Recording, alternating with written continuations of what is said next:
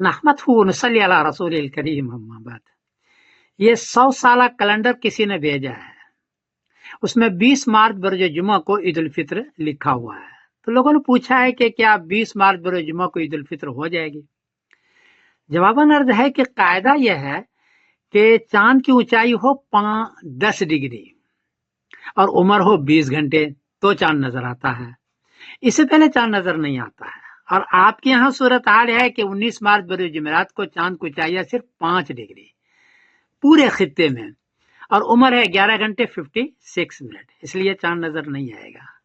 ऐसा लगता है कि इस कैलेंडर को किसी ने इस तरह बनाया है कि न्यू मून का टाइम ले लिया है, वो मिलता है 100 साल का मिलता है, मेरे पास भी है, और उस पर 11 घंटे 12 घंटे सेट कर दिया है, फिर कैलेंडर बना दिया है।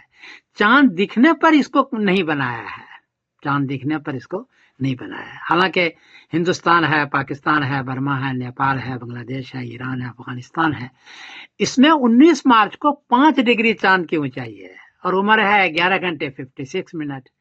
10 डिग्री भी नहीं है, उम्र 20 घंटे नहीं है, इसलिए 19 मार्च बरोज जुमेरात को चांद नजर नहीं आएगा। 20 मार्च बरोज जुमा को चांद नजर आएगा, चांद बड़ा होगा और देर तक रहेगा। और 21 मार्च बरोज शनिचर को आपके यहाँ ईद होगी, आप इसका इत्मीनान रखें। इस कैलेंडर को भी आप देख लें। मैं समीरुद्दीन कासमी बोल रहा हूँ।